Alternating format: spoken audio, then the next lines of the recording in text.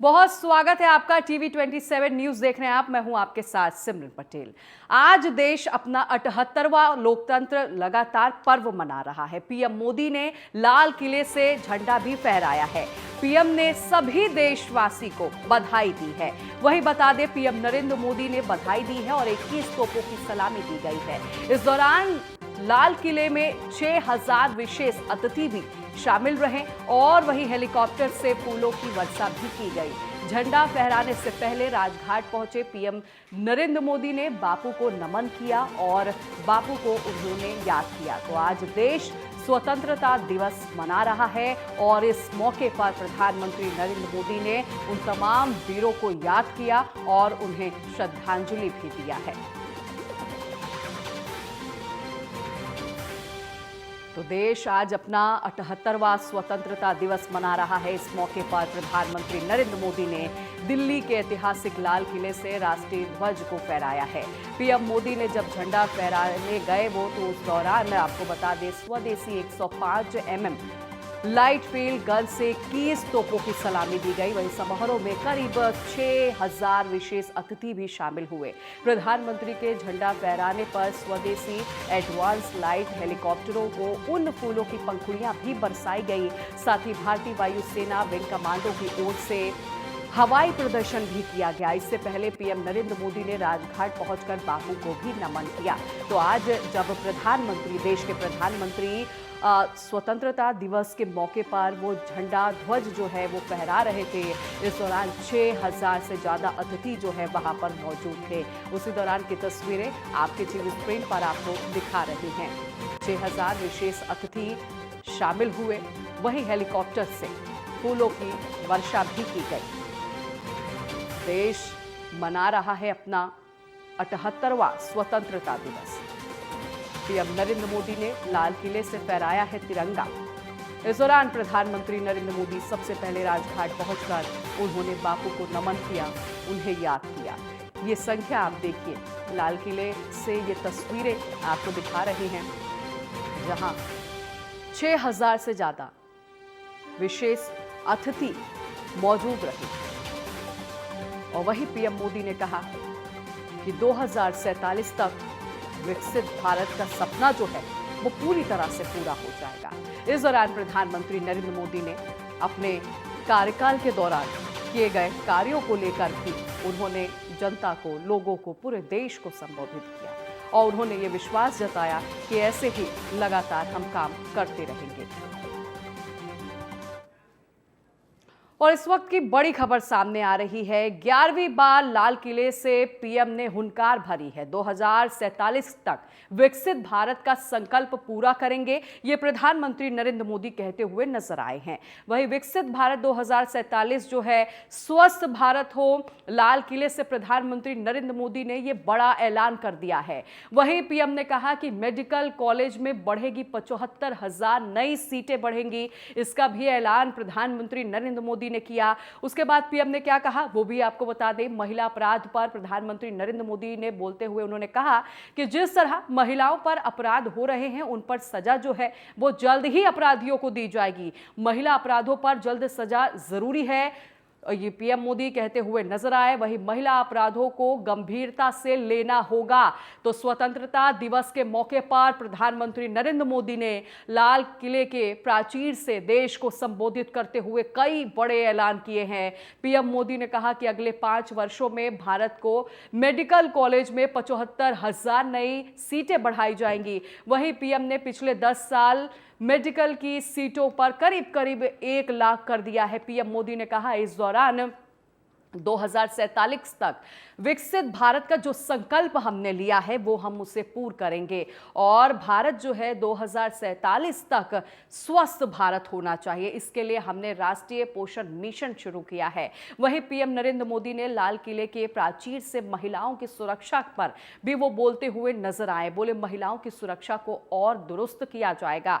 वहीं उन्होंने कहा कि आज हर क्षेत्र में महिलाएं जो है वो आगे हैं, उनका नेतृत्व भी बढ़ रहा है। लेकिन जब जब महिलाओं से अत्याचार की घटना आती है तो चिंता होती है। प्रधानमंत्री नरेंद्र मोदी ने कहा कि महिलाओं पर जिस तरह अपराध होते हैं उसका जल्द से जल्द उन अपराधियों को सजा भी दी जाएगी।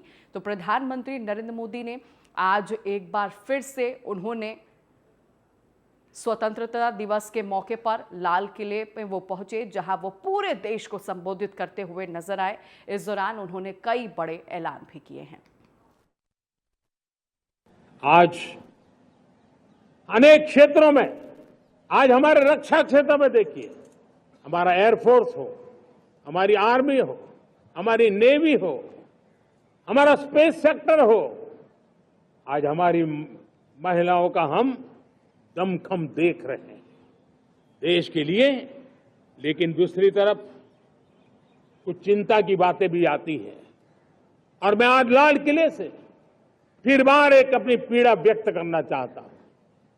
एक समाज के नाते हमें गंभीरता से सोचना होगा कि हमारी माताओं, बहनों, बेटियों के प्रति जो अत्याचार हो रहे हैं उसके प्रति देश का आक्रोश है, जन सामान्य का आक्रोश है। इस आक्रोश को मैं महसूस कर रहा हूं। इसको देश को, समाज को, हमारी राज्य सरकारों को गंभीरता से लेना होगा। महिलाओं के विरुद्ध अपराधों की जल्द से जल्द जांच हो, राक्षसी कृत्य करने वालों को जल्द से जल्द कड़ी सजा हो, वो समाज में विश्वास पैदा करने के लिए जरूरी है। मैं ये भी बताना चाहूंगा कि जब बलात्कार की या महिलाओं पर अत्याचार की घटनाएं घटती हैं तो उसकी बहुत चर्चा होती है, बहुत प्रचार होता है, मीडिया में छाया रहता है। लेकिन जब ऐसे राक्षसी मनोवृत्ति व्यक्ति को सजा होती है तो वो खबरों में कहीं नजर नहीं आती है, कोने में कहीं पड़ा रहता है। अब समय की मांग है कि जिनको सजा होती है उसकी व्यापक चर्चा हो, ताकि ऐसा पाप करने वालों को भी डर पैदा हो कि ये पाप करने की हालत ये होती है कि फांसी पर लटकना पड़ता है।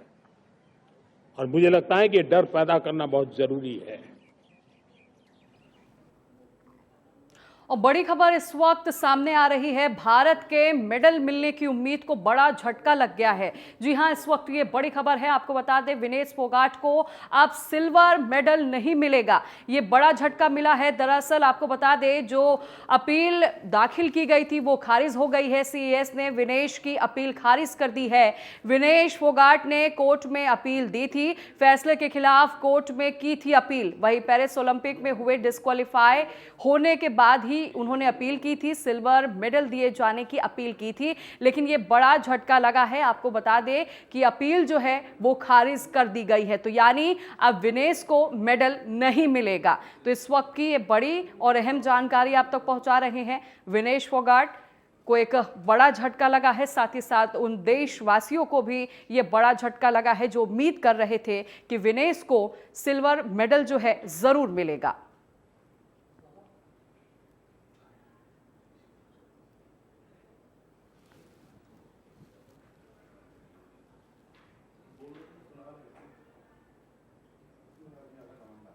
देश भर में आज 78वां स्वतंत्रता दिवस मनाया जा रहा है और पूरा देश आजादी के जश्न में डूबा है। इस बीच आरएसएस प्रमुख मोहन भागवत ने महाराष्ट्र के नागपुर में 78वें स्वतंत्रता दिवस के मौके पर आरएसएस मुख्यालय पर राष्ट्रीय ध्वज उन्होंने फहराया है। आरएसएस प्रमुख मोहन भागवत ने नागपुर में कहा कि हम अपना 78वां स्वतंत्रता दिवस पूरा कर रहे हैं। देश के इस स्वतंत्रता के लिए बलिदान करने वाला समूह और उनके पीछे खड़े होने वाले समाज, ये दोनों बातें जब भी बनी तब हमें स्वतंत्रता प्राप्त हुई है। हम जो बड़ी मेहनत से स्वतंत्रता हमने पाई है वो पीढ़ी तो चली गई, लेकिन आने वाली पीढ़ी को स्वयं के रंग में रंगना होगा, रक्षा करना होगा, ये हमारा दायित्व है। वहीं मोहन भागवत ने कहा कि पड़ोसी देश में बहुत उत्पाद हो रहा है, वहां रहने वाले हिंदू लोगों के साथ अत्याचार हो रहा है, और वहीं भारतवर्ष में ऐसा है, इसका दायित्व है कि खुद रक्षा करे और स्वयं स्वतंत्रता हो। लेकिन उन्होंने कहा कि भारतवर्ष की परंपरा यह भी है कि भारत अपने आप को दुनिया में उभारने के लिए बड़ा करता है।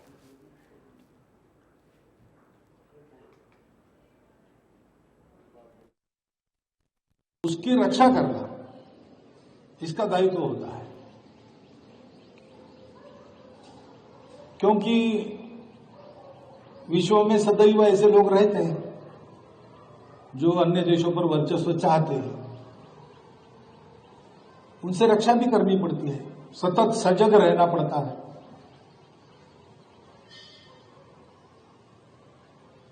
हमारे स्वतंत्र देश के लिए जिस प्रकार का रास्ता हमने तय किया, उस रास्ते पर चलते रहना पड़ता है। उसके लिए संवैधानिक अनुशासन का पालन करना पड़ता है। तो फिर परिस्थिति के उतार चढ़ाव तो चलते रहते हैं। परिस्थिति एक सी हमेशा नहीं रहती, कभी अच्छी रहती, कभी विकट रहती है। परंतु देश का सामान्य व्यक्ति भी, हम स्वतंत्र देश के नागरिक हैं, उस स्वतंत्रता की हमको प्राणपण से रक्षा करनी है। और स्वतंत्र में जो स्व है उसको अधिकाधिक प्रकट करना है। ये बातें मन में रखकर जब चलता है तो उसके कारण जो वातावरण बनता है उसमें स्वतंत्रता सुरक्षित रहती है। परिस्थिति आज हम देख रहे हैं, पड़ोसी देश में बहुत उत्पात हो रहे हैं। वहां रहने वाले हिंदू बंधुओं को बिना कारण ही उसकी गर्मी झेलनी पड़ रही है। भारतवर्ष ऐसा है कि स्व की रक्षा और स्वयं की स्वतंत्रता इसका तो है ही दायित्व, हर एक देश का होता है। लेकिन भारतवर्ष की परंपरा ये रही है कि भारतवर्ष अपने आप को दुनिया के उपकार के लिए बड़ा करता है। 78वें स्वतंत्रता दिवस पर कांग्रेस के राष्ट्रीय अध्यक्ष मल्लिकार्जुन खड़गे ने एआईसीसी मुख्यालय पर राष्ट्रीय ध्वज फहराया है। इस दौरान कांग्रेस के संसदीय दल के अध्यक्ष सोनिया गांधी, लोकसभा के नेता प्रतिपक्ष राहुल गांधी, अन्य कांग्रेस नेता भी मौजूद रहे। इस मौके पर मल्लिकार्जुन खड़गे ने कहा है कि कुछ लोग आज ये प्रचार करते हैं कि आजादी आसानी से मिल गई थी, लेकिन सच ये है कि लाखों लोगों की कुर्बानी इस पे गई थी और अपना घर उन्होंने छोड़ा था। आज की हुकूमत विभाजनकारी सोच को बढ़ावा दे रही है। ये नफरत फैलाने की मंशा से विभाजन विभीषिका दिवस मनाते हैं।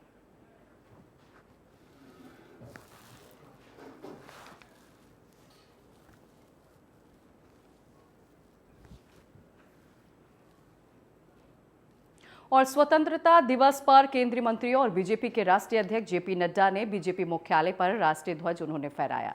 इस मौके पर केंद्रीय मंत्री और बीजेपी के राष्ट्रीय अध्यक्ष जेपी नड्डा ने कहा कि आज मैं सभी को 78वें स्वतंत्रता दिवस की बधाई देता हूं। जब देश अपना 78वां स्वतंत्रता दिवस मना रहा है, तब हम उन वीरों को याद करते हैं जिन्होंने अपने प्राणों का बलिदान दिया है।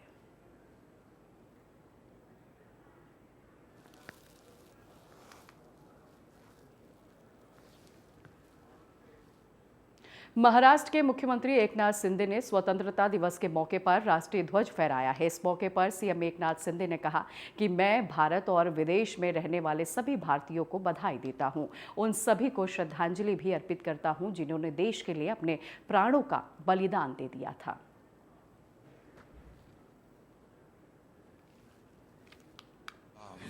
आज 15 अगस्त भारतीय स्वातंत्र्य दिन के अवसर पर मैं तमाम देशवासियों को शुभकामनाएं देता हूं और देश के बाहर विदेश में दुनिया भर में जो हमारे भारतीय रहते हैं उनको भी मैं शुभकामनाएं देता हूं। 15 अगस्त ये भारतीय स्वातंत्र्य दिन है, ये देश को आज़ादी दिलाने वाला दिन है और इसमें जो भी देशभक्त है जिन्होंने अपने प्राणों की बलिदान दी, स्वातंत्र्य वीरों ने अपना बहुत योगदान दिया, त्याग किया, इन सभी को मैं विनम्र अभिवादन करता हूं। और 9 अगस्त से 15 अगस्त तक महाराष्ट्र में हर घर तिरंगा अभियान शुरू है। इसमें लाखों करोड़ों हमारे राज्य के, देश के सभी लोग शामिल हैं। ये हमारे लिए अभिमान और गर्व की बात है और इसलिए मैं फिर एक बार सभी लोगों को 15 अगस्त स्वतंत्रता दिन की शुभकामनाएं देता हूं। धन्यवाद। मध्य प्रदेश के मुख्यमंत्री मोहन यादव ने 78वें स्वतंत्रता दिवस के अवसर पर भोपाल में राष्ट्रीय ध्वज उन्होंने फहराया। इस मौके पर मुख्यमंत्री मोहन यादव ने कहा कि सभी को स्वतंत्रता दिवस की हार्दिक बधाई एवं शुभकामनाएं। हम सभी विकसित मध्य प्रदेश और विकसित भारत के लिए आगे बढ़ रहे हैं। यह क्षण वीरों के बलिदान के बाद आया है, हम उन्हें कभी नहीं भूलेंगे। 15 अगस्त स्वतंत्रता दिवस की मेरी अपनी ओर से पूरे प्रदेशवासियों को, देशवासियों को बधाई। आज भाजपा कार्यालय में यशस्वी प्रदेश अध्यक्ष श्रीमान विष्णुदत्त शर्मा जी के साथ में हमने झंडा वंदन किया है। आजादी का ये पर्व उत्साह, उमंग और उल्लास से भरा हुआ है। हम सब अपने अपनी पूरी क्षमता योग्यता से विकसित मध्य प्रदेश, विकसित भारत बनाने के लिए आगे बढ़े। स्वतंत्रता सेनानियों, क्रांतिकारियों, शहीदों, तमाम लोगों के बलिदान के बाद यह अद्वितीय क्षण आया है। हम उनका बलिदान कभी नहीं भूलेंगे। लेकिन यशस्वी प्रधानमंत्री के नेतृत्व में निश्चित रूप से देश भी आगे बढ़ेगा और मध्य प्रदेश भी आगे बढ़ेगा। मेरी अपनी ओर से आप सबको पुनश्च बधाई। 78वें स्वतंत्रता दिवस के अवसर पर उत्तराखंड के मुख्यमंत्री पुष्कर सिंह धामी ने मुख्यमंत्री आवास पर राष्ट्रीय ध्वज फहराया है। 78वें स्वतंत्रता दिवस के अवसर पर उत्तराखंड के मुख्यमंत्री पुष्कर सिंह धामी ने कहा कि जिन्होंने आज़ादी के लिए अपने प्राणों का बलिदान दिया है, हम उन्हें आज के दिन याद करते हैं। पीएम नरेंद्र मोदी को जो विकसित भारत बनाने का उन्होंने संकल्प लिया है, वो और मजबूत हो रहा है और पूरे देशवासियों का इसमें योगदान है।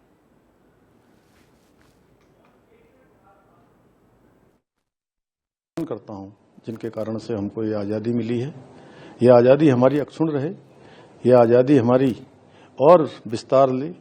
माननीय प्रधानमंत्री आदरणीय मोदी जी का जो समृद्ध भारत बनाने का, विकसित भारत बनाने का जो संकल्प है, वो संकल्प हमारा और मजबूत हो और पूरे देशवासी इसमें अपना योगदान दें और कदम से कदम मिलाकर एकता के साथ, अखंडता के साथ, एकजुटता के साथ भारत दुनिया का सिरमौर भारत बने, ऐसी भारत की कल्पना करते हुए हम सब आगे बढ़े। आज के दिवस पर हम सबको यही प्रण लेना चाहिए। खबर दिल्ली से है। दिल्ली के पूर्व उप मुख्यमंत्री मनीष सिसोदिया ने बड़ा बयान दिया है। उन्होंने कहा कि राज्यपाल का जो पद है वो समाप्त कर दिया जाना चाहिए, क्योंकि ये संस्था लोकतंत्र पर बोझ बन गई है और इसकी भूमिका जो है केवल गैर एनडीए दलों के सरकारों के कामकाज को बाधा डालना है। और आबकारी नीति मामले में जमानत मिलने के बाद तिहाड़ जेल से बाहर आए सिसोदिया ने कहा कि उपराज्यपाल निर्वाचित सरकार के बीच टकराव के कारण दिल्ली में नौकरशाह परेशान हैं। उन्होंने कहा कि इससे वह दुखी हैं। उन्होंने अफसोस भी जताया कि विभिन्न स्तरों पर शासन विभाजन के कारण सार्वजनिक सेवाएं और कार्य भी प्रभावित हो रहे हैं और लोगों को कठिनाइयों का सामना करना पड़ रहा। आपके वरिष्ठ नेता ने कहा कि लोकतंत्र की हत्या के कारण उपराज्यपाल और दिल्ली के सरकार के बीच टकराव है। वहीं केंद्र सरकार ने चुनी हुई सरकार के अधिकार छीन लिए हैं और जब लोकतंत्र की हत्या होती है तो सभी पक्ष प्रभावित होते हैं। वहीं उन्होंने ये भी कहा कि सरकार के अधिकारी भी त्रस्त हैं और मुझे उनके लिए दुख होता है।